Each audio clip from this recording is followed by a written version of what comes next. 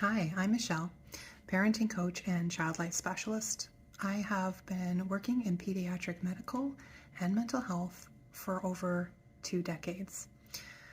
Children and mental health. It is something that we need to address, and I'm so happy to be part of this movement to be a change maker. And as a parent and a caregiver, a teacher, a coach, we can all take a step forward in how we look at mental illness. Mental illness and physical illness should be considered the same thing. I specialize in ADHD, anxiety, parenting teens, and strong-willed children. Not everybody has a mental illness. Not everybody is diagnosable, but everybody needs love and support. Building resiliency is where we can make great connections for our children to give them the tools to do well. And the first part is to make sure that their mental and physical health is supported. You don't need a diagnosis to get started, but it can help. So when it comes to young children, we want to be mindful that their brains are under construction until 30 if they're neurodiverse. If they're neurotypical, it's 25. So keeping that in mind. And going to your doctor, they can be your first step. For a diagnosis, you can go to a psychologist, a pediatrician, or a psychiatrist. A psychiatrist is an MD, so they can prescribe medication. They can also give you an assessment. They will refer you out to supports if you are going to be under their care. They do not do parent coaching. They can support you, validate you, but they're going to send you to somebody else to get that treatment. For a psychologist, they can diagnose, they cannot prescribe medication, and they will also do some parent coaching or support you with strategies, or maybe even do treatment with your child. And your family doctor or a pediatrician can also give a diagnosis and medication, but again, they're going to refer you to support. So what does support look like? Support can look very different, and as a parenting coach, I know the power of empowering a parent. And sending a child to therapy isn't always the best strategy in the beginning. We can start with ourselves because you cannot change your child, but you can change how you respond. And knowledge is power. The more you understand about your child, their triggers, their worries and fears, or their lagging skills and their executive functions like organization, emotional control, task initiation, the better. And a lot of people want little children to be going to therapy. And even if they're not little, if they are resistant to therapy, then that can be quite damaging because you want their first experience to be supportive. Sometimes family therapy is a better fit, or just waiting until the child is ready. If you think about some children as well, they may need some support with emotional regulation, maybe social skills, looking at how to build up their resiliency. Because no child is born resilient, but what we can do is we can build up their protective factors, like skills within them, making sure they have a family that supports them and loves them, and being in a community and school that is safe and supportive. So if your child is born with no mental illness, no learning disabilities, no physical or chronic illnesses, then that works towards building their resiliency a lot easier. If you have a child that has a learning disability or a mental illness, that is going to be something that's going to go against their resiliency.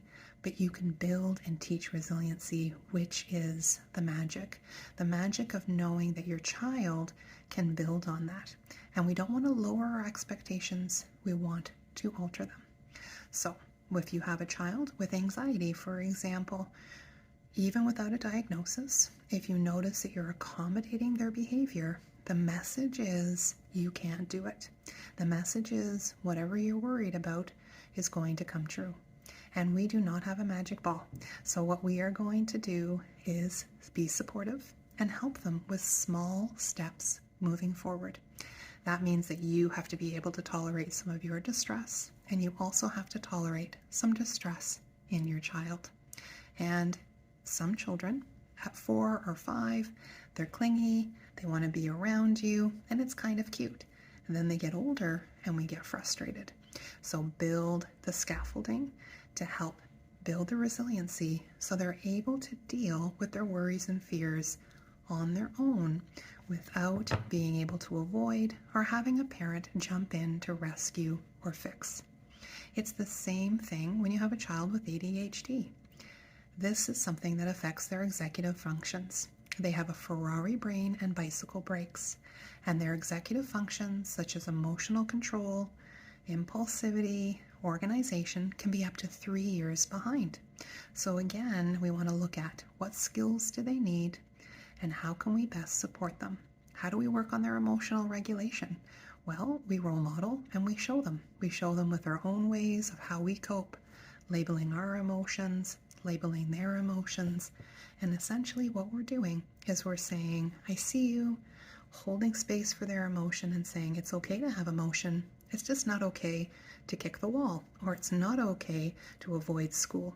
So how do we take one step forward? And you want to help them ride the wave of distress, because emotions come up and they come down.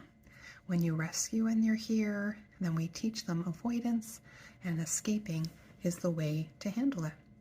So if your child struggles with organization because of their ADHD, they need labels, they need structure, they need routine.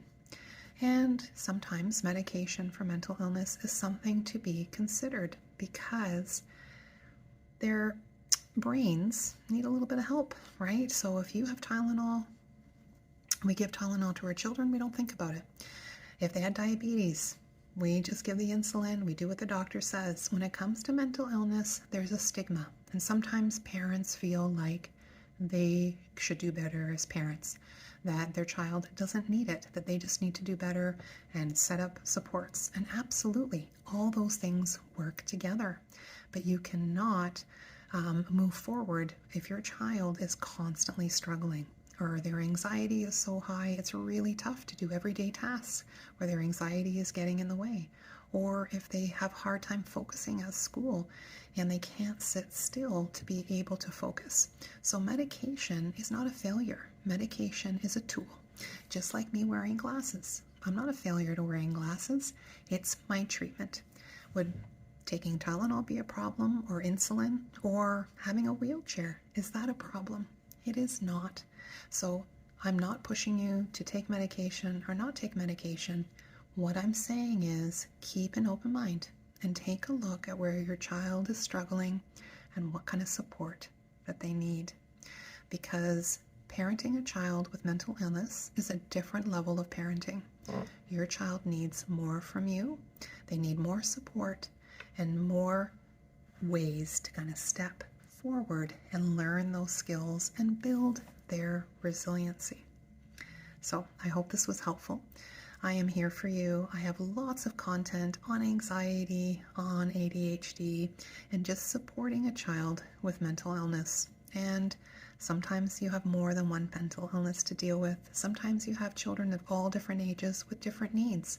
So burnout is a real thing. Making sure that you take care of yourself and you get your own supports is so important. I know it's really difficult as adults, and sometimes the wait lists are long, but the sooner you can get on a wait list, the better. There are programs such as Bounce Back that are free. They are online. You just have to get your doctor to refer you.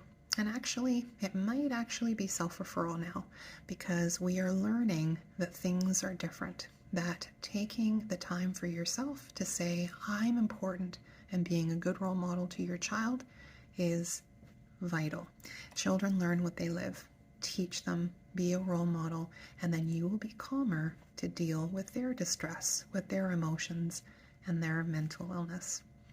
I look forward to connecting with you. Please reach out if you have questions. I'm Michelle McVitie, Mom the Manager, and if you go to momthemanager.ca, we have an amazing freebie for you, a downloadable ADHD Decoded, and it's got all the information from my 2 decades of working in pediatric medical and mental health to help you understand why your child struggles, what treatment is helpful, and some extra fun facts.